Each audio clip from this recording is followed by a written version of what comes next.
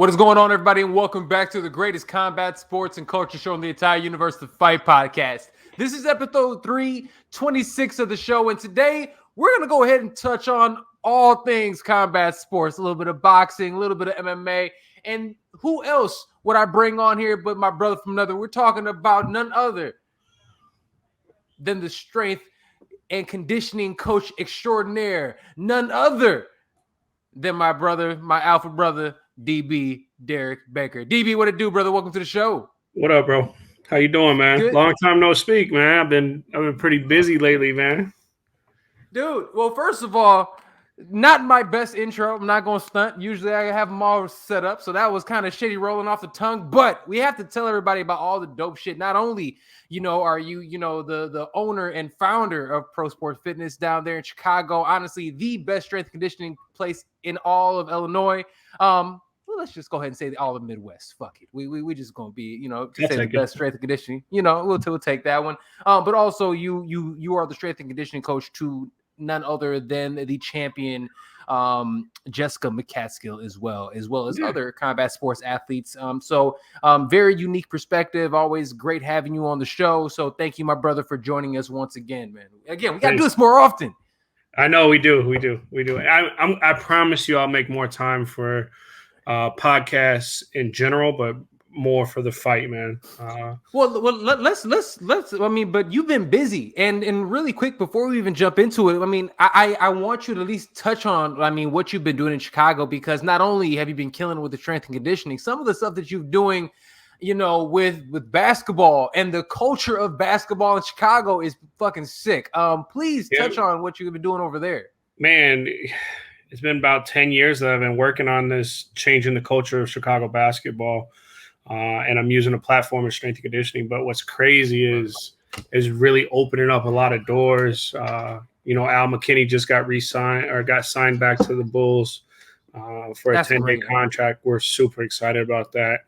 A lot of my guys that come out of my gym are doing really, really well, man.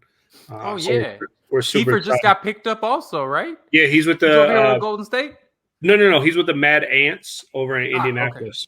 Okay. He's with their G League team. But no, there's a lot of guys now. I have a total of 8 guys overseas now. Awesome. So I know. That's great, man. That's great. And for me, I've worked with a lot of these dudes and stuff. So I'm so excited, not only for, like I said, the guys and stuff, but for you and all the work, because I've seen the work that you guys have put into the space and everything, man. So much continued success, brother. You can really see what's happening. The culture there is honestly is one of the best, man. So yeah, keep man. doing what you're doing, man. We really thrive ourselves on the culture as well as treating everybody like humans. All our professionals act like regular people, because we are. At the end of the day, we're regular people. But the biggest thing that I've been doing is what everyone's talking about right now is the gym on the 17th floor. Yes, dude, you see that? You've seen that thing on Sports Center. You've seen it on on all the Hoopland, all the damn top sites right on IGs everywhere. Yeah, someone just sent me a TikTok. Someone posted a TikTok of being one of the destinations in Chicago hidden destinations you need to see in Chicago. It's really so sick. It's really cool, man. It's on the 17th floor in the West Loop area. It's 180 of windows, 180 degrees of windows, two-tone NBA floor. And it's crazy because all it is amenities to a building over there. So it's nothing like Nike did or anybody did. It's just the amenities to this building, and a couple guys bounced in and out of there. And then I went in there and did some community service games, and then sat down and talked to the owner of the building, the guy that designed it. He was like, man, could you just start rolling with this and getting pub with it? I'm like, no question. So it's a lot of fun, man. It's just one more thing that I can have fun with.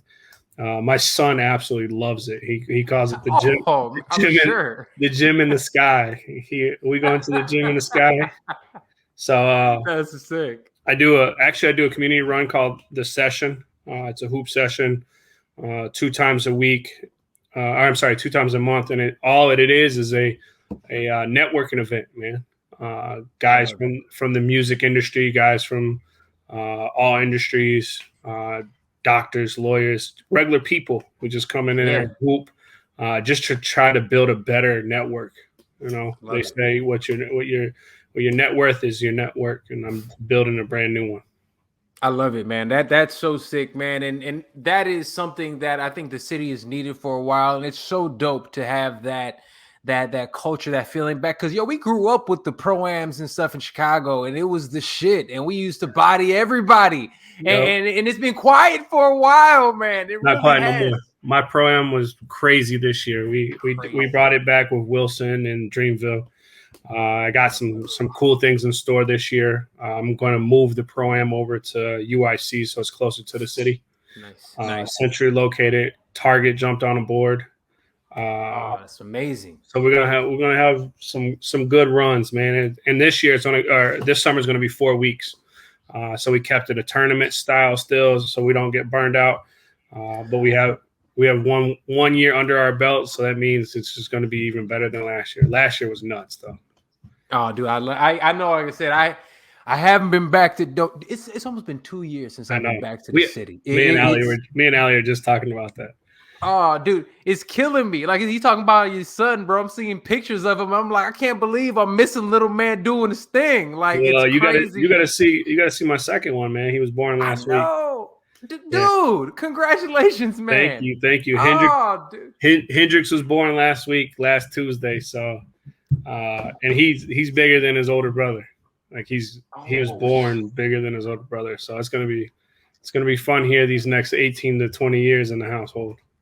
Well, that's gonna be great. Like I said, man, I am absolutely gonna make my way back to the city to hang out with my fam, man, because you guys are definitely the fam, bro. So, but look, we on here. Like I said, we caught up a little bit, but let's talk about some shit. Let's get into it, because there is a lot in the combat sports. Because not only are you a strength coach, and being a strength coach, working with all these different sports, you have to kind of pay attention and follow what's really going on. And it's interesting. We've talked about this on the show before, but you've been involved in around combat sports forever, for a long time before it was cool.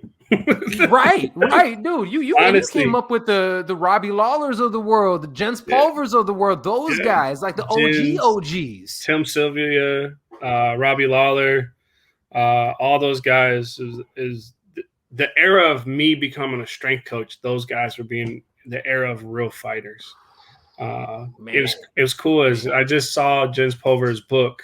I moved all my books from here to the gym, so people can check them out and read them. And I forgot about Jens Pulver's book, and he personalized and all that stuff. I check in on Lil Evil from time to time, man. No, dude actually is great on the mic in terms of he's done some like color commentary and stuff recently. Like, dude is he's super knowledgeable in sport. And but it's cool having you on, because again, not only do you know obviously basketball, you played football in college and stuff like that, but you're very involved in saying you're working with these strength and conditioning, these athletes on a different end. So obviously you know boxing. So let's jump into boxing first, because you and I always, we talk boxing, especially when there's good fights. And this one isn't what I would consider the best skilled boxing fight of the ones we have to talk about. But we got to talk about it, because at the end of the day, it's going to make more bread than probably the rest of them we're going to talk about. Definitely. And I was just talking to someone about this fight with the Paul brothers, Jake Paul. Yeah. Fighting T. Wood for the second time. Right. So how do you feel about this? Because a lot of people for those who do not know, this was supposed to be Tommy Fury. Tommy Fury is an undefeated boxer who is actually Jake Paul's size. So that to me was going to make a huge difference in this fight, because Jake's only fought dudes who are old, tend to be washed, and much smaller than he is. So go ahead. I'm sorry. So going into the Tommy Fury thing, what I feel like, and this is me, I'm not going into any, this is my belief. Boxing needs the Paul brothers right now. And when I say that, it's Jake Paul at that weight class. If you think about it, there's no one at that weight class. There's a couple guys that are like me, and a wrencher, from another country. Like it's known.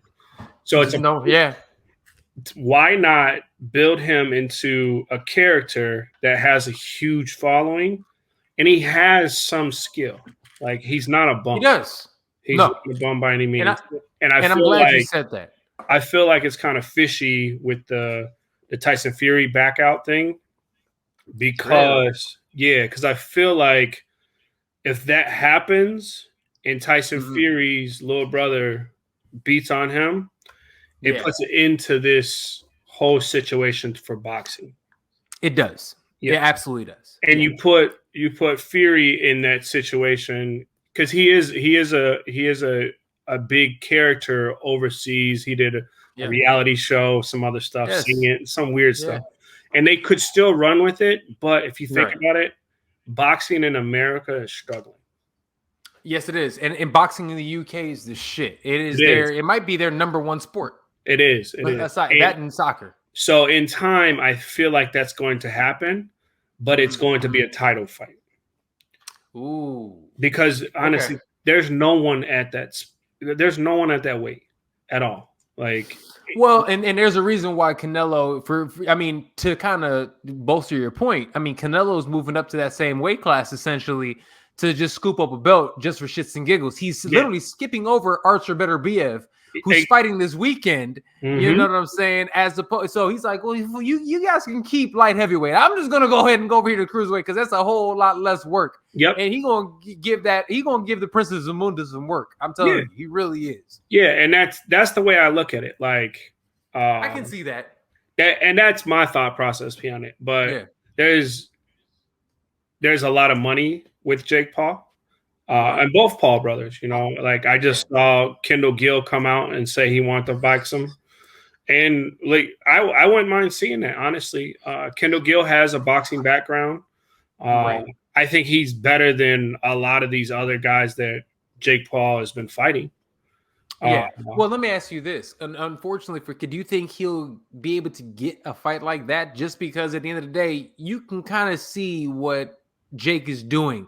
Like, for instance, he has one of Nate Diaz's training partners, fighting against one of his training partners in this one. So you can tell, and Nate is at the end of his rope. He has one more fight in his UFC contract too. Yeah. I don't know. That's a great question. There's a lot of scenarios. Like I said, this is my thought process for boxing with Jake Paul. Does Nate Diaz come over and box with Jake Paul? It could happen. But and to your point of what you're saying about Canelo, it's like it's a race to the top. Yes. Do you try to get there first before Canelo and hopefully make as much money as possible? Or do you meet him at the top? Both of you make a ton of money. In Mayweather's words, you make a lot of money of those. And then Canelo rides off into the sunset. And you did hear what I don't know if you actually heard today was the open workout for Tyron Woodley, Jake Paul 2. And in his post warm-up interview, he said his main goal is to eventually fight Canelo. He was like, I see myself fighting Canelo. And the guys, when he said that, kind of laughed at him. And you can tell he got peeved, which made me actually look at it. It was like, oh, he really thinks this. Yeah. He's really looking at this, and he has that. And here's the thing. This is the problem with Jake Paul in my mind, right? Because everything you're saying is totally true. Like I think he and his brother are great for boxing. Mm-hmm. I think because they are bringing more awareness to boxing. And one thing I had a conversation. I was on another guy's podcast recently, and they were asking me about it, and they were trying to say how they're bad for the sport. No. My thing is, and one thing I said to him was this: name me the top 5 pound for pound boxers in the world right now. Go right now. Go. Dude, he couldn't even say Canelo. Couldn't even get Canelo out of his mouth. No. So I'm like, the fact that you at least know who they are, and also what he's doing with Amanda Serrano, bringing her up. Hey man, you're going, helping her out and mm-hmm. bringing awareness as well to fighter pay issues in other combat sports. I can't be mad at him. It was all at this point in time. Can't. Yeah, it was all a joke in the beginning. It was all a joke in the beginning because people were irritated by it. Yep. But he's not no fool. He's not a clown. Like No. his tactics are like what Woodley said. Like you're not catching your upbringing if you wearing big chains and all that stuff. Yeah, it's all for the show. But on the flip side, exactly what your argument is, sports isn't sports anymore. It's entertainment. 1000%. You look at Sports Center for a whole day. You cannot watch Sports Center and not hear about the Dallas Cowboys, LeBron James, and honestly, Jake Paul. And Jake Paul, yeah. Because sprinkle a little Steph Curry in the mix. Well, Steph Curry is always going to be in the mix, but I mean, not during basketball season. You're not going to hear about Steph Curry because he doesn't get into a lot of the tactics of things. But the Cowboys don't play in September, yo. You know, the Cowboys can be trash, and they still talk about the Cowboys every day. The Cowboys, and every day LeBron James. Yes, no matter what, absolutely. LeBron had a 10-week set down, and we heard about him every day. Yes. Oh, literally what he was doing. And if it wasn't him, it was talking about his son. Yeah, and we got to understand what sports are anymore. I have people, and we have great discussion in my gym all the time. We have arguments all the time, and I tell people, and I've matured more to it, is sports isn't what we were brought up on. No. It is entertainment. Tom Brady will tell you to this day, the reason why I'm able to play is because I'm protected. I'm definitely protected. And the reason why is people going to watch. Yep. People going to pay for those tickets. Sunday, I'm trying to go to the Lakers-Bulls game. Lakers-Bulls game. I got two guys on the Lakers. I got one guy on the Bulls. You know how much tickets are today? $6,000. You know how much those tickets are when I watched the Knicks at the beginning of the season? Less than $400. $6,000. And the Lakers ain't even doing well right now. Like what? Yeah, Lakers are playing real shitty right now too. And half of the Bulls are out with COVID, and it's still $6,000 to sit. Not half of the Bulls. The Bulls. The entire squad is out with COVID. It's unbelievable, man. It's really unbelievable. But when we start talking about these characters and clowns and all that stuff, there's still a lot of people that are after it because it's a sport. But at the end of the day, it's the almighty dollar. Well, you hit it on the head. These characters, and people are starting to make themselves, and that's why people fuck with Jake Paul. Definitely. He's a character. He's an absolute character. He is like fucking. He is the embodiment of the living embodiment of like Biff from Back to the.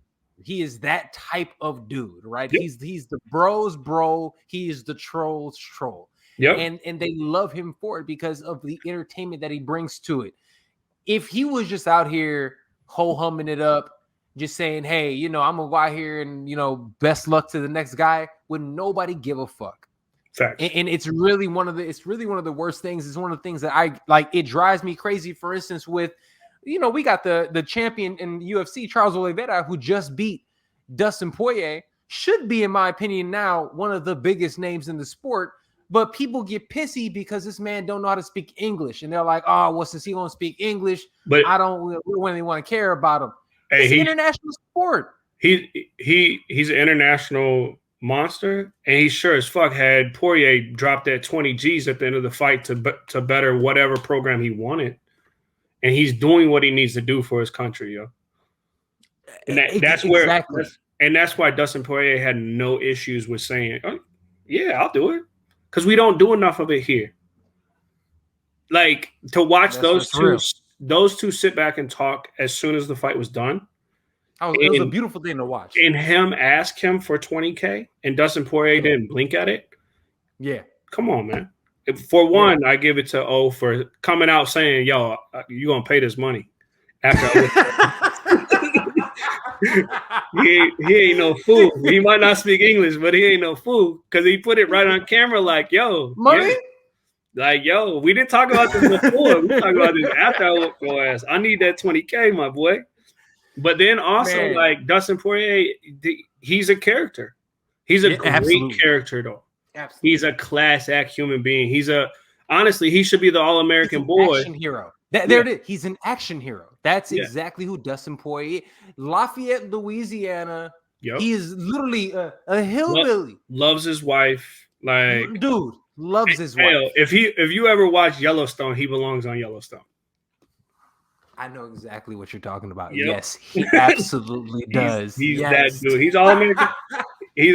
I'm a huge fan of Poirier, but I've been a fan for a long time. But if you ask anybody in the United States right now, they're more of a fan of Conor McGregor than Poirier, and it's sickening. Yeah, it's sickening because you know what? Here's the thing: it's like people are they love cheering for the fuck ups, which is ridiculous. Yeah. It's like and maybe it's because people see themselves in the fuck ups because we're not perfect. So it's like it's hard to compare myself to this good dude, Dustin Poirier. But there's also two different types of fuck ups. There are fuck ups that are with clownery, and then there's fuck ups of people that really fucked up in life and changed their lives. And that's true. And that's true. We're more of fans of fuck ups and the clownery than we are of the fuck ups that are changing their life better than something. Yes. Yeah, and it's an unfortunate thing that is when we're actually looking at it, because I mean we people. It's amazing to see how the fact like this tweet, the biggest tweet of the weekend was Conor McGregor saying, what weekend am I fighting Charles Oliveira? Fam, never. And he's like, what do you mean when you fighting Charles? That ship sailed when Dustin Poirier killed you. Twice. The last one was really bad, yo. Yeah. Oh, you mean when he was on top of his chest just pounding him away in that first round? Yeah.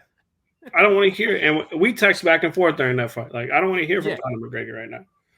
No, not at all. Not at all. And honestly, here's the thing. If you really want to be rid of Conor McGregor, let him fight Charles Oliveira right now.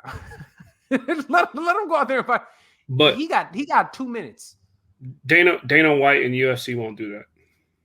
No, they're going to be. Honestly, I think what's going to happen next for Conor is he's probably going to end up getting. It's going to be Nate's fight. And there's a reason why, because I don't know if people know this. So Nate's contract just got extended 6 months, even though he is at the end of his contract. It was extended 6 months because he turned a fight down. And that is in the contract. If you turn a fight down, we're going to go ahead and extend your contract for 6 months. Which fight did he turn down? They've offered him a fight against Khamzat Chimaev, and he said, fuck you. He's like, yeah. And that's what he said. He was like, first of all, you guys are trying to make a star off of my name. I'm not playing that game. So since he said so what they're trying to do, you can tell that's what I think is going to happen. They're trying to wait that midsummer, the big July show. It'll be the trilogy, Conor McGregor, Nathan Diaz. It's a winnable fight for Conor McGregor, but it's also a fight that if he loses to Nate, whatever, we're good. Both of y'all can go kick rocks. Yep. Like literally, that's how they'll end up treating it. So there is a place for a Jake Paul in these fights like this, because honestly, let's just keep it a bean. The fuckery in combat sports has always been there in terms of, the sideshow type of fights. And now that Jake Paul is here actually putting forth a good face essentially for himself and those type of fights, you're seeing the Gores versus Jason, Buddy and all the Williams. Yeah, Williams. We're seeing these type of events, and because of what he's doing, eventually we can see a Nathan Diaz versus Jake Paul or whatever in the future. And I can see them starting to build towards something like that. But let me ask you this, and we'll move on to the next one. This rematch, which fighter do you think it actually benefits more? Do you think this fight benefits more Jake Paul or Tyron Woodley? It's a great question. It benefits Woodley more because it gives Woodley a chance to come back and really fight. I think what a lot of people are catching is when you get in the ring with Jake Paul that he's a clown, and then he bops on you. Like, he knows how to box. And he did come out there. He actually today he had an interview, and he said that power wise, his power is very reminiscent to Robbie Lawler. That's the type of power he said Jake Paul has. He said it's that thudding type of power where like Robbie don't gotta wind up, but he's just a heavy-handed dude. He said it's that type of power. So kudos to Jake, he can crack. Yeah, no, definitely.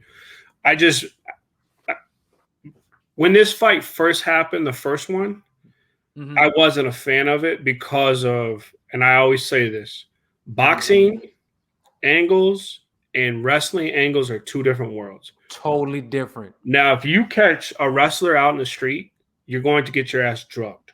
I don't care who you are. I say it all the time. I argue it all the time.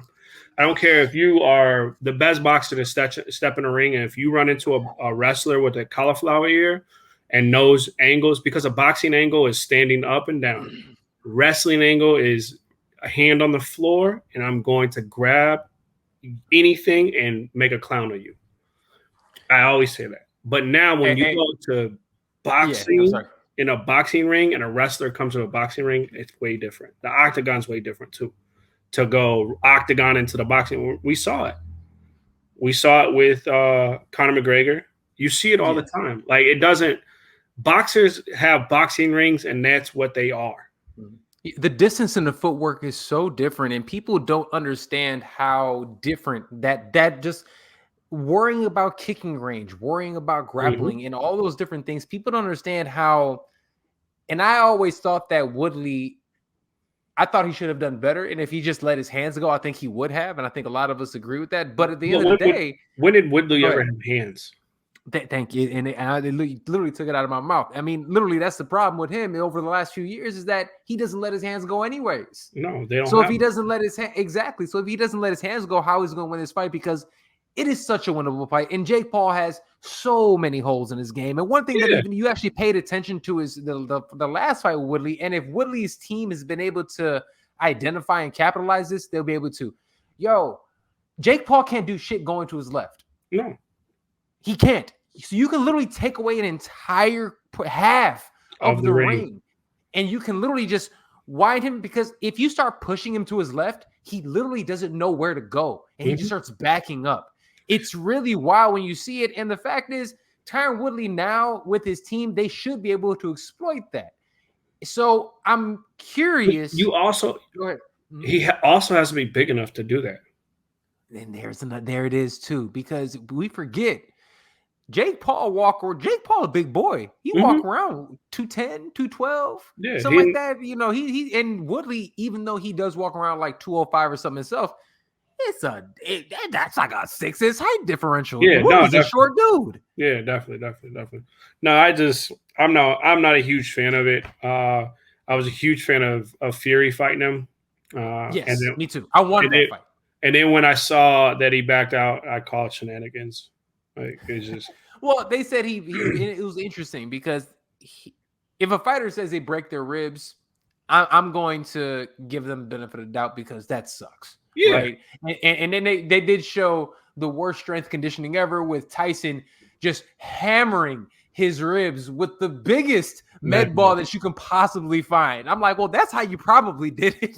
I hate like, listen, it's the dumbest shit ever, man.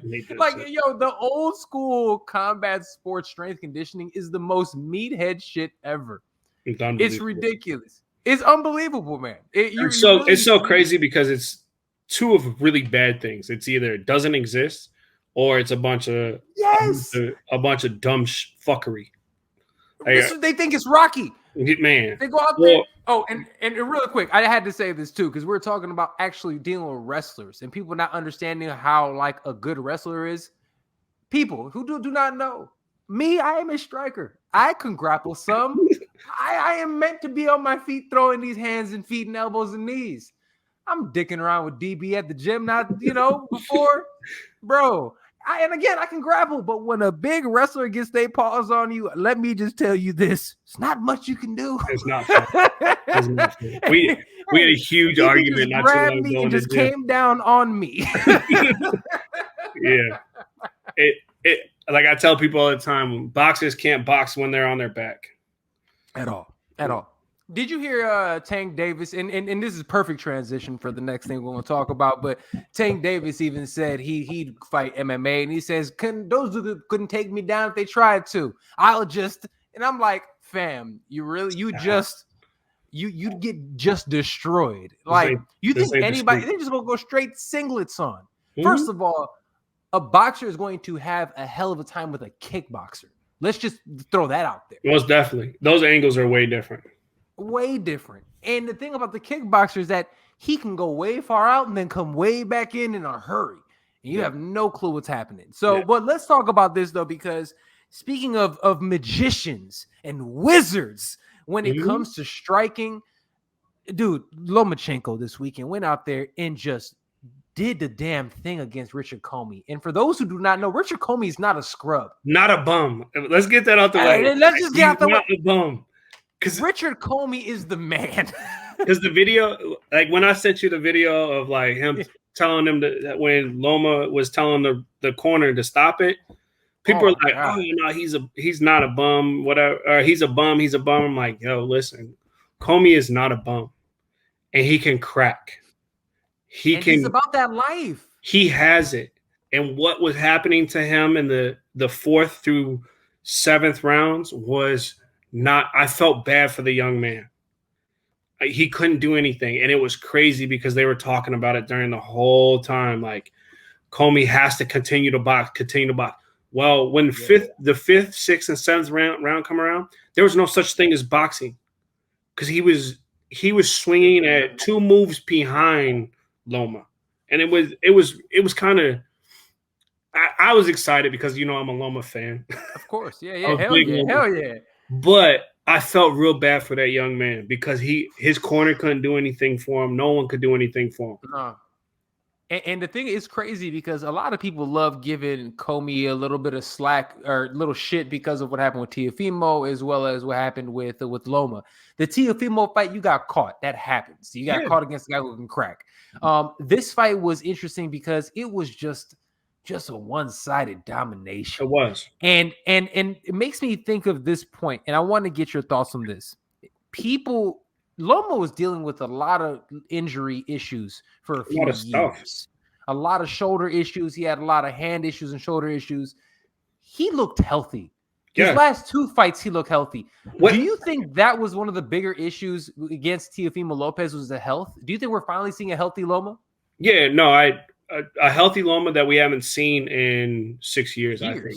Yeah, 6 years. Yeah. I honestly believe we forget what's Loma's lifetime record of boxing.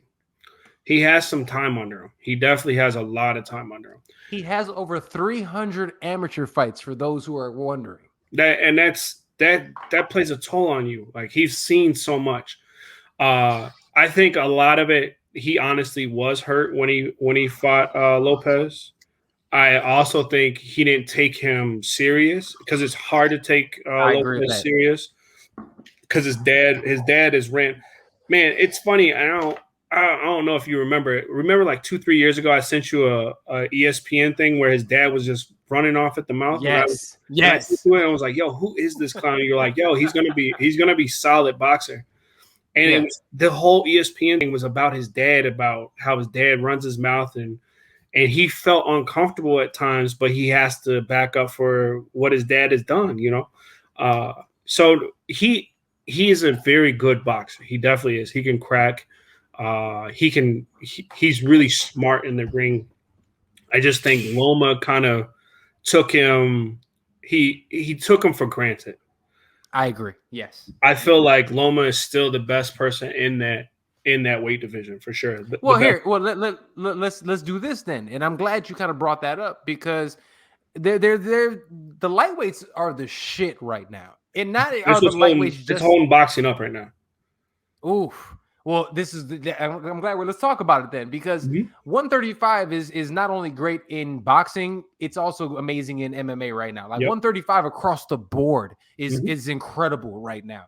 But think about the lightweights right now. We always talk about the 4 princes, but in your mind right now, who are your, and I have my list right here also. Okay. Rank from 5 to 1.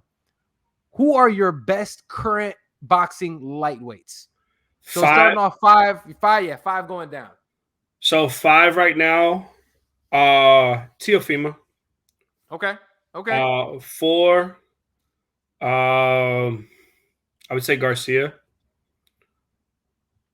Which Garcia? Um, Mikey? no. Ryan? Yeah, Ryan. Okay.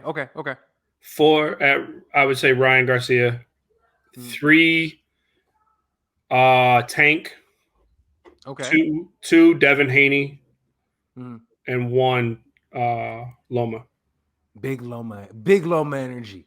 Yeah. And who's wandering around in there? And I think at the end of the day, when the cards fall 4 years from now, Shakur Stevenson still. Okay, so I'm glad. So here's my 5. Okay, and that's a solid 5. Like I said, we're having. I don't have Ryan in mind, but I don't have a couple. So here's my number 5. My 5 is Tank Davis. My number 5. I got 5 at Tank because at the end of the day, I don't think that Tank Davis has the resume that some of these guys do. I think that his last couple fights were decent. Mario Barrios is a great win. Leo Santa Cruz is a great win, but Leo Santa Cruz is best at 125. Let's keep it a bean. No. I agree. I agree with you on that one. Yeah, and his fight with Isaac Cruz brings up some questions. Isaac Cruz, his last fight took him 12. Yeah, they said he had a broken hand, but still. But that's why Tank is at my 5. But he took the fight on a short. He didn't. His whole camp didn't go on Cruz. That's true. Come on, man. You know how it goes. 8 weeks. If I take 8 weeks for me on my side of things, on the strength and conditioning side of things, we're gearing towards this. So you're right. I get it. Because if you go back and look at some of these podcasts, I'm not a Tank fan. No, I know. No, yeah. I am not a Tank fan. And neither am I. And for me, even putting him on my list says something because I wasn't even going to put him on the list originally. But he's matured. He's matured a lot. Yes. He still slapped a bitch like a year ago, but still. That was my client, bro. That was my client. Oh, shit. I really don't like him, but hey, listen. Yeah, fuck that guy, all right?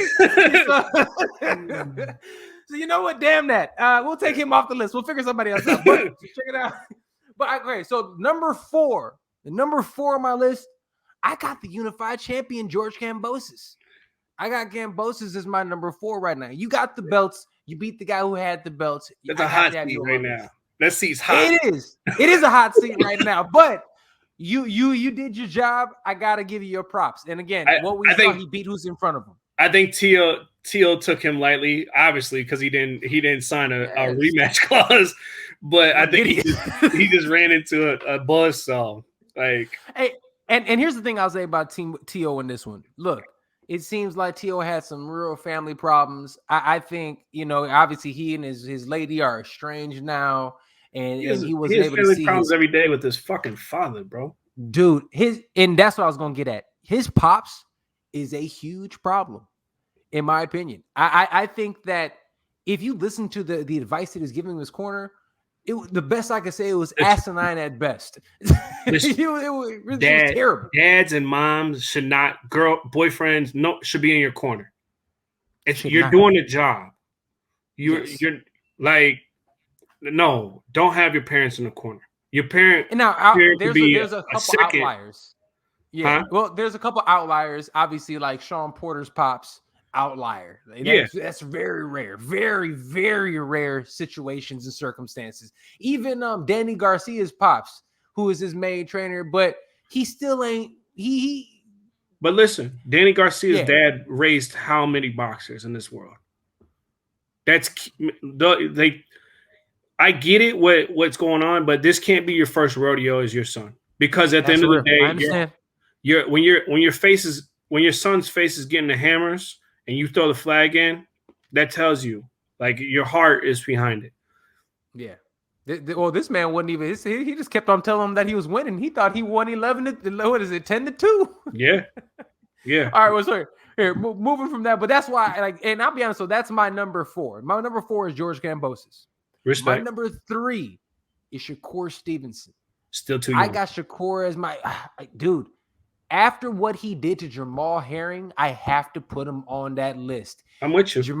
He beat the bejesus out of Jamal Herring, and to me, that was because I have Jamal at such high regard. In the same breath, the same breath, you just said Tank's resume.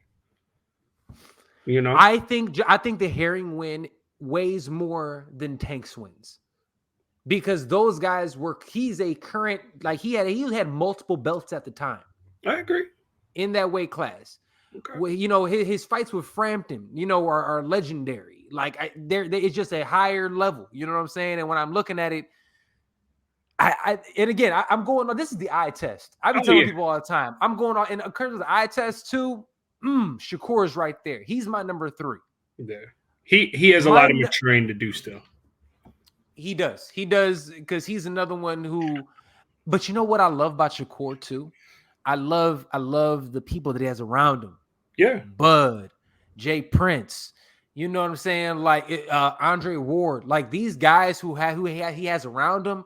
I like the way that they're bringing him up. I think that they're doing it in the right way. And now he's somebody who's trying to get into the mix. He's like, hey, I'm here. I'm ready. So I have him. To me, he's my number 3. I can't put him any higher than that, but I think he might have the most upside of all of them. He's that good. Yeah, like I said, at the end of the day, 3 to 4 years when it's terrifying. That and as well as a lot of these guys got to mature, but we forget Loma is up in age. He's not changing weights. He's not moving up in weights. Some of these guys got to move around. It gets to a point when you get that real grown man strength. Oh man, dude.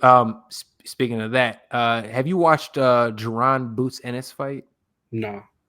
Oh, dude, I'll put it on my list. Yes, I put it like that. I will put him in there against Bud or Spence today, and I don't know if he doesn't win. Ooh, I'm going to check him out. Send me the text message who it is. So yeah, I got you. But yeah, if you got Jaron Boots Ennis, my man's is. Oh yeah, I gotta fix this camera. Oh, hold on, what happened to my camera? We'll fix that. Uh-oh. Well, people, Serge will be back in a hot second. Well, they can still hear me, but I'll do this. Boom. But really quick while I figure that out. My other one on my list right now, you can still hear me, okay? Yeah? Yeah, no, I can hear you. Okay. Number 2 on my list right now I have is Loma is actually my number 2 right now. And the reason I have my number is just because he's coming off those injuries, and I want to see where you're really at. Like that was a great win, but I just want to see where you're really at. And my number 1, surprisingly so, is Devin Haney. What I'm seeing from Devin Haney right now, and again, people might be looking at me like I'm crazy, but Devin Haney is getting to a point right now where he's looking like that fucking dude, man. I'm loving what I'm seeing from Devin Haney. I think that he really does remind me of a young Floyd. He reminds me of a young Pretty Boy. And even if you look at their records and everything, it mirrors so much his record. And one of the things about it, they're both at this point in time in their career, 26-0. One had 16 knockouts. One had 14 knockouts. Yeah, one had 14 knockouts. Before their 21st birthday, my man had 2 cracks at the belt, and then Haney had more championship fights and stuff. So it's just so close between the two of them at this point in time. That's spot on. I agree with you. Well, you remember, God, a couple years ago, I always said Devin Haney is going to be it, and he's maturing into that. That it's just that group is so loaded right now. It's so loaded. Loma is still, as long as he's still even a ghost of himself, it's still spicy. But honestly, watching Loma the way that he performed this past week, dude, he looks like he's still evolving. The best way I can explain it, for those who don't know, it looks like when Michael Jordan got to the point that he knew he was a little old, he wasn't as fast. He developed a nasty ass like post game, right? Yeah. He'll take you to the block and abuse you. That is what it looked like with Loma. I've never seen Loma more physical. He was physical, and he was throwing accurate. He was throwing Comey too, like inside, pushing Comey, all that stuff. So, and Comey's not a small fighting. Not at all. And could you imagine him fighting T.O. in that way? Where he was like rushing him and like in his chest, trying because that's what he did. He bullied. Mm-hmm. He absolutely bullied Comey. Yeah. So if he continues with that, when he gets it, and I absolutely can see him getting his belt back. But I'll put it like this: I think you're right. I think Kambosos, as good as I think he is, I think he's a solid dude. I think he's Definitely. always going to be that dude who's right below the elite. That, Yeah. unfortunately, I think I think he's solid. I think he's a legit fucking warrior, right? Yeah. I think Devin Haney goes out there and takes his fucking belts. Yeah. I Yeah. think Devin's gonna go out there, snatch his belts up. I think he's gonna look great doing it, right? Mm-hmm. And then after that, I think why not? Why wouldn't we get a Devin Haney versus LOMA fight? I think that would be fantastic in the future. This weight class, fucking Tank Davis. Tank, what's up? All I don't want to see, and someone texted me this, was Shakur Stevenson trying to fight Loma. I don't want to see it.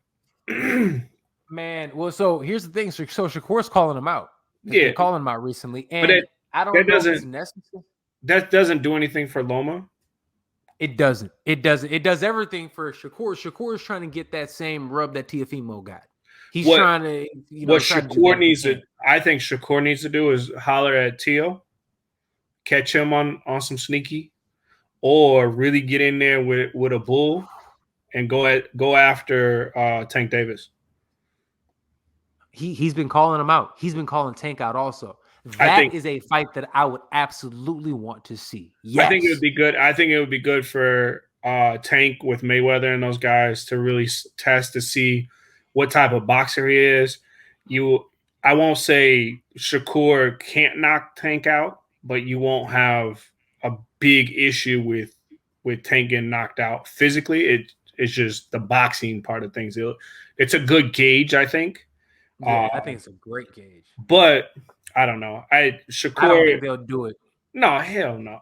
No, they wouldn't do it. I think they're protecting Tank right now. Unfortunately, I think Tank and those guys kind of wait until people start moving around a little bit. Yeah, but we'll see it. If you wait too long, you might catch a Bud Crawford sneak up there and try to give you some work. Right, yeah, man, dude, and that's the thing. So, and that's why you get these dudes out here, like I said, like Jaron Ennis, who's coming out here, I had to check him out. These young boys, Boots Ennis, fam. Like when I watch them, fam, it is poetry in motion. For sure, like I have to check him out. I don't know why I haven't. I'm not gonna bullshit. I'm just telling you. At times I do hate on Bud Crawford. And it's not really a hate. It's just like, it's not his fault for the people he didn't fight. No. You have bro, I will stand on this hill with you, okay? You are not on this hill alone. I am right because guess what? Didn't nobody tell him to re-sign with Top Rank? No, Didn't nobody tell him to do that? That is totally on him.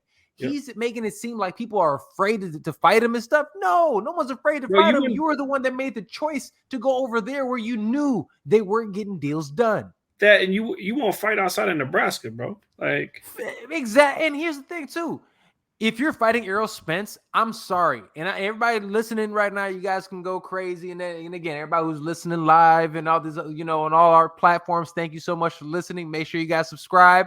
But if you think that I'm going to change my mind, you're tripping. At the end of the day, Errol Spence is worth 60-40. He is. Errol Spence is a proven pay-per-view commodity. Mm-hmm. He did it against Mikey Garcia. He did it against Sean Porter. He's done it against Kell Brooks. Guess who hasn't done it?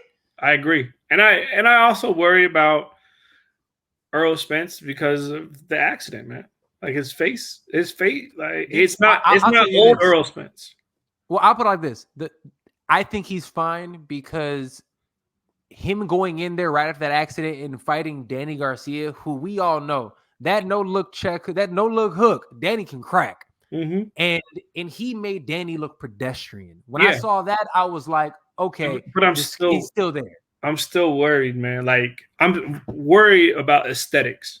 Cause don't stop the fight because he's leaking from his eyebrow. Those are the things I'm worried about. Those are the things I'm really worried about. I agree, and especially now he's had a torn retina and shit. I don't want to hear it. Yeah. But you know what? These are people that are absolute. They're finishers. Mm-hmm. And they're finishers, and they're going to go out there and stop them. So whenever that fight does come to fruition in terms of Bud and Errol Spence, I see that being a stoppage. Now, speaking of people who are stopping people and doing it in a great way, Jessica McCaskill is going out here and, bro, doing you proud. I know she did. Dropping her point to the body. Man, look, listen. physically, brother, she looks better than I've ever seen her. She looks super strong. Bro, congrats. Thank you. Talk about it. Talk about it, please. I'll not bullshit you. She's one of my most proudest moments in the athletic worlds. Like, and we talked about this 2 years ago when it came to the gym. Like, man, like I would love to change her into a special specimen. And for someone to be up there in age, like she doesn't show up in age, and like she is aging like fine wine. You wouldn't think she's fighting like somebody who would be in their mid to late 20s. Yes. And she is in her mid to late 30s. And she's still doing her thing. Yeah. And like this last one, granted the girl took it on short notice because the other girl backed out. But when we were in camp, we took the fight 5 weeks out. Like it wasn't because there wasn't a lot of pup for this year. No, it was like nothing. It just popped up. Yeah, it was. Usually we do something that's about 6 to 8 weeks, and she took it on a 5 week. Right. We were getting ready for the young girl not young girl, the lady from Argentina. she backed out a week and a half before the fight. So we had to switch gears completely. And we actually had to push to find this young lady to fight. Now, what challenges as a strength conditioning coach does that pose when you do have a short notice fight, like an opponent? Yeah. We have a plan, and the plan completely changed gears twice. It was scary, man. And this one was a little bit tougher because it's her first fight where there was actually crowd back since she fought here a couple years ago. You know, we fought Breakus twice with no crowd. Yeah. So we had to gear that up. Yes, we probably missed some steps because my son was on his way to being born. Like my son's due date was the 4th, and her fight was the 4th. So I didn't go to Vegas with them for this. Hey man, that's a great birthday, by the way. You know it is. It didn't happen. It happened 4 days later, the 8th. So I was praying. My man was talking about, hey, you might want to. We getting induced today or what? Like, what's up? Allie looked at me like, please, we'll get induced today, but no, man, I'm excited for these next 3 fights that she has under contract, but I'm worried because you know who I want, and we want as a camp, and I don't think it's honestly. And I'm glad you said that because I was gonna ask, and for those who do not, because a lot of people are asking, there's the female they consider the number 1 pound for pound female in the world, which is Katie Taylor, and the number 2, Amanda Serrano. No, you guys are thinking of. So please, I want. And this is me personally. I'm not going to talk for Body Shop Boxing. I'm not going to talk for Rick Ramos. I'm not going to talk for Jessica.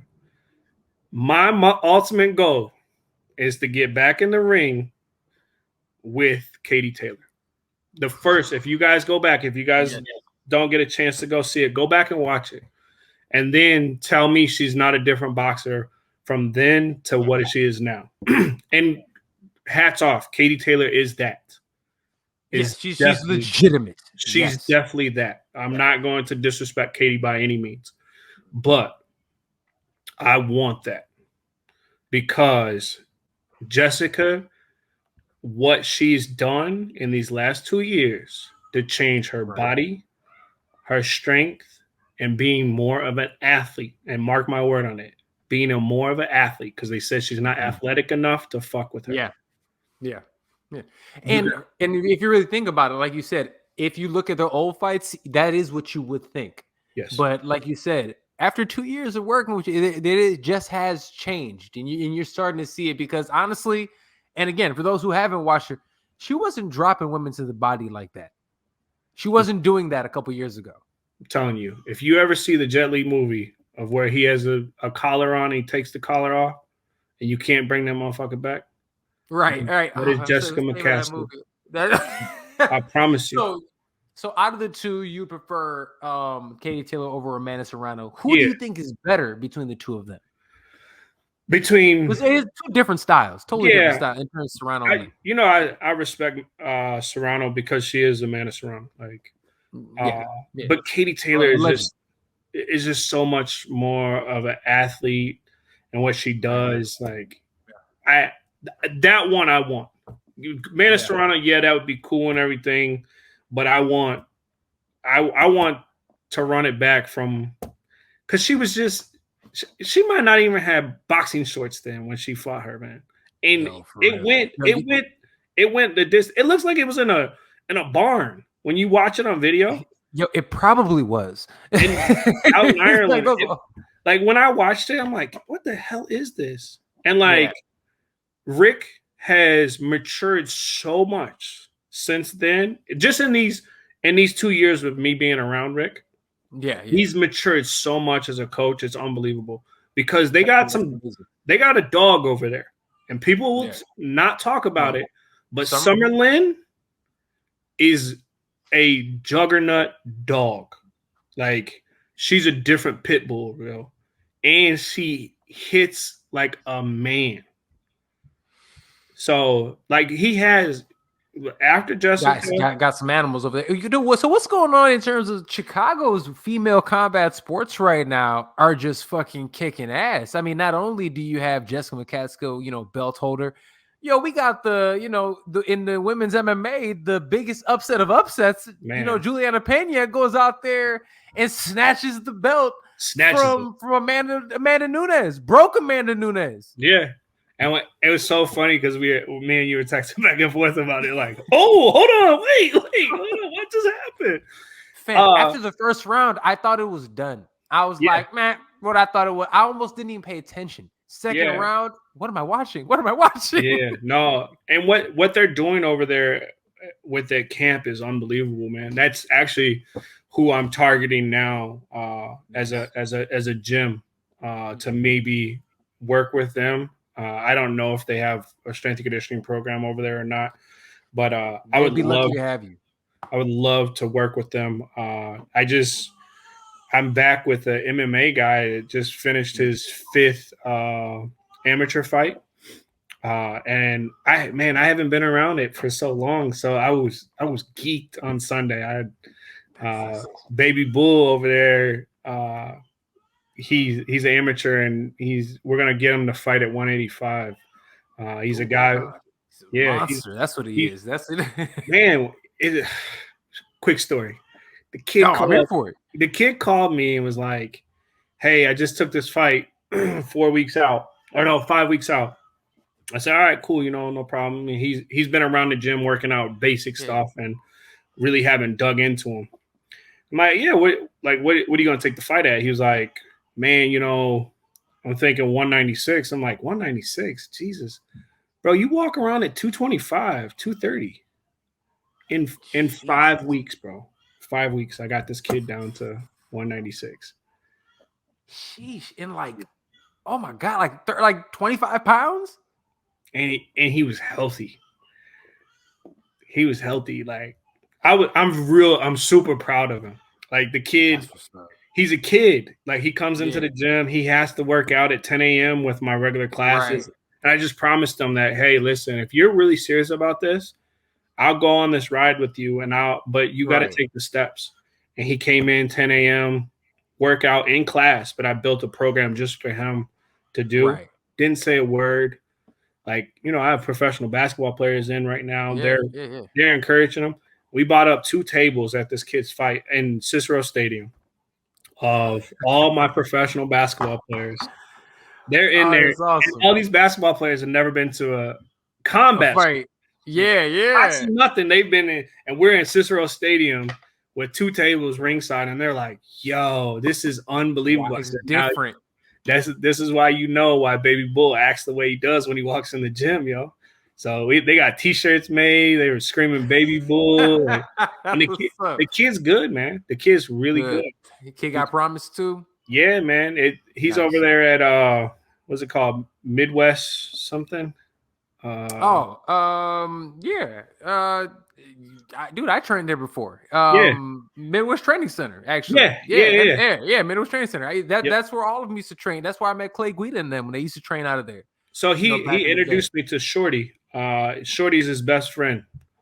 So we're Torres? yeah. Oh yeah. Well, My guy, Jose. Hopefully Shorty Torres will start doing some stuff over at the gym as well. But man, like Baby Dude, Bull. like I said, if you need I will tell Shorty myself. I'll hit him up like, bro, you need to, because he doesn't do any strength training. I know he doesn't. Man, no. And and the thing is, he got hurt.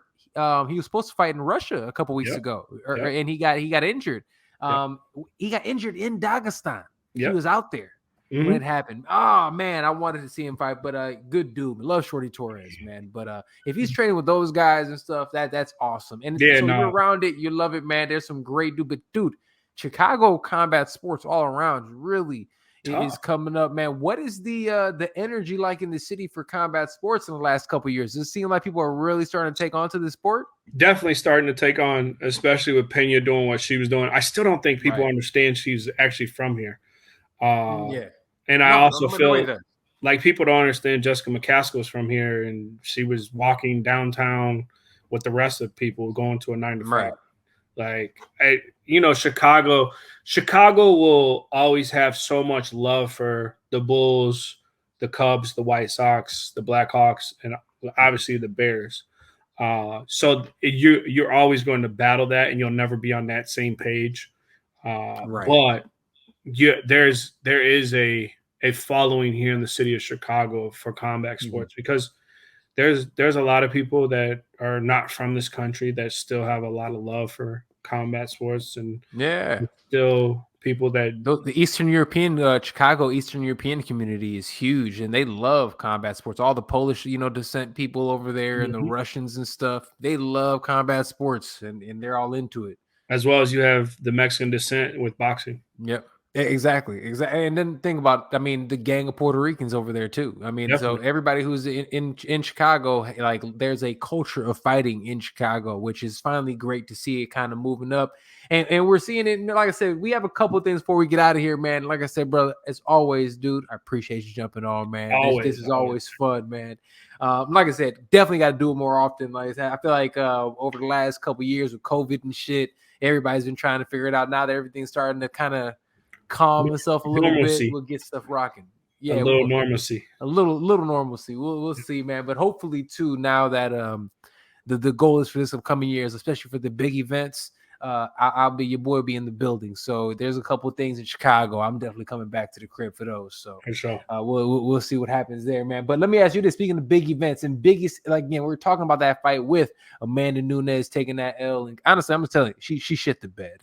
Good on Juliana Pena, but I think she shit the bed. She did. She went out there, man, and the best way I could explain is that she looked like Strikeforce Amanda Nunes. It was the Amanda Nunes that, wasn't sure of herself anymore. It's the Amanda Nunes that if you punch her back, she's going to break. And it's the Amanda Nunes that it is literally the exact same reason why I have been saying that Valentina Shevchenko is my GOAT in female MMA. But we ain't going to shit on her. I think she's going to come back and get her belt. Good on Juliana Pena, though. Salute to her. That was an amazing moment. Also on that card, Charles Oliveira versus Dustin Poirier. And look, for those who are asking, yes, Charles Oliveira is that good, okay? Yeah. He's that good. He's terrifying. And I'll be honest with you, they say Justin Gaethje's next. I don't think Justin stands a chance. I'll be honest with you. I saw that pop up too. Unless Justin Gaethje really is focused, because last couple fights you think there was no focus to him. I don't. He can throw hammers. He has hammers, and he seems like ever since he's lost to Khabib, it seemed like he seemed like he figured something out. He was doing some movement. It looked like he was fighting a little smarter. And then he just had this war with Michael Chandler, right? He has this war. It goes out there. They go back and forth, both wobble each other, both hurt each other. Ends up being a fun fight, maybe even the fight of the year this year. We'll have a year at the end of the year show, so maybe it will be the fight of the year, maybe it won't. Who knows? But it is on the list for a lot of people. Charles Oliveira goes out there and just dusts everybody. And the way that he went out there, and people used to say that this kid didn't have heart. Bro, he walked through fire to get this win. Dustin was on firing on all cylinders in that first round. Mm-hmm. And what was crazy about it is he would get dropped, literally stand right back up and still throwing knees. Yeah. Do you think people are talking about the submission? I think people aren't talking enough about the knees in the clinch. I think that hurt Dustin Poirier more than I think a lot of people saw. Do you think those big knees up the middle really did damage more than people would think about? I definitely think so. I also think that the way his angles were coming from, and how he's a long human being. Yeah, he is. He's not. I won't say he's really unorthodox, but he's not your regular jiu-jitsu type of guy, man. No. He's just. I don't know how to. And he's strong now too, because he used to look like gangly, right? He was kind of like when he was at 45, but now he looks big for the weight class. He's tall, but it's like he's like built perfectly for fighting. He's one of those guys, right? He's like he's long, but go ahead. That's why I said he's not unorthodox. He's very orthodox, but he's just he fits it perfect. But he's long as shit, man. Like, dude. I mean, at that weight class, he's like 6 feet, and you know what I'm saying, with reach. Yes. And he's going out there and he uses it. He actually fights, because a lot of guys who are tall don't fight tall. No. He fights long. But I think the jiu-jitsu part of things allows him to be able to fight long and tall like that. Like, because he does not give a shit. If he goes onto the ground, he's like, I'm better than you down there. Whatever, take me down. Yeah. I think he's going to give people a lot of problems. A lot of problems. No, dude. Yeah, I think he's going to be the champ for a while. I think the person who's probably going to give him the biggest challenge is probably going to be Islam Makhachev. I think that would be his biggest challenge. But if he gets past Islam, y'all can cancel Christmas. I don't know who's going to beat that dude. No, I agree. I definitely agree. All right, this is rapid fire. Bilal Muhammad fights Wonderboy Thompson this weekend. Do you think he's going to get the W? Yes, I'm always going to be a fan of Bilal. Hey, Bilal's a great guy, man. Yeah. And honestly, he's turned into a great commentator. Also, like, dude is the shit, man. And again, Chi-Town stand up. Exactly. I'm going to be always a fan. Chris Dawkins versus Derek Lewis. Does Derek Lewis, keep off the young lion? Is he going to beat off the young lion? I don't think so. I thought Derek Lewis should have lost his last one, and I think he did. He got thumped up by Cyril Gane for the interim title. Oh, my fault. The one before that, who was right? He fought the kid from here. Yes, he did. Curtis beat his ass. Yes. Yeah, and Curtis just slipped and did something that's not Curtis. Like, I think Derek Lewis loses to the young guy. I think Chris really gets after it. I think it's going to be early too. Like, I agree. First round. I agree. First round, because honestly, if you see Derek Lewis later in the fight, second, third round, you're going to catch him gassed. But I don't think he's going to let it go that long, especially after this weekend. We watch a lot of fighters lose second round, So, those second, third round. But Chris Dawkins throws hammers. Yeah, no worries. Come on, buddy.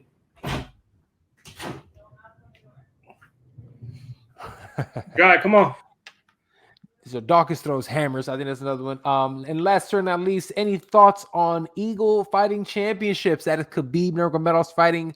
They're actually starting to come into the States, but they just signed Kevin Lee and Rashad Evans. I like the Kevin Lee one. I definitely like the Kevin Lee signing. I think Rashad Evans is going to be a coach in the end. And they're talking about doing it coaching seasons too. So I'm interested to see how that's going to go. Real quick, did you hear that they're doing a 165? So they're changing the weight classes: 55, 65, 75, 85. I think it's Thoughts needed. on that? I think it's needed. It's definitely needed. Come here. I'm with you. It should have been too much, man. It was too much, man. But dude, Say that my man, what's up? Yeah. Dude, you're getting big, man. Give him the muscles. Flex the muscles. Oh, there it is, dude. You're getting so big. I know he's getting huge, man. No, that's awesome, man. Well, dude, I'm loving. Like I said, I see you. Like I said, you got the family. It's family time and everything. That's about all the stuff time we had, anyways. All the topics and everything we got. My brother, thank you as always for joining me on the show. Always great, real brother. Quick, let the people know where they can find you, man. Where can they find the gym? Gym is Pro Trained or Pro Fitness and Sports Academy. My handles on all platforms is DB Miyagi. We're doing a lot of different things here over at the gym now, man. My staff is really clicking on all cylinders. We have some really cool things coming up in the turn of the year. You're going to see some really cool things we're going to start doing. I love it. I love it. Well, dude, much continued success. We, like I said, this upcoming year, we're going to get you on more often. We might just have to do like a monthly segment and get you up on here, man. I promise you I'll be on more often. Like, we have plenty of time, and maybe I might just pull up out there and we could just do a face-to-face. That is a must. We must do that. Absolutely. Yeah. Well, my brother, much love. Tell the family, like I said, everybody said hello and everything. Send my love. Thank you for everybody listening. This is episode 326 of the Greatest Combat Sports and Culture on the entire universe of Fight podcast. I'm your host, SERG. Love you.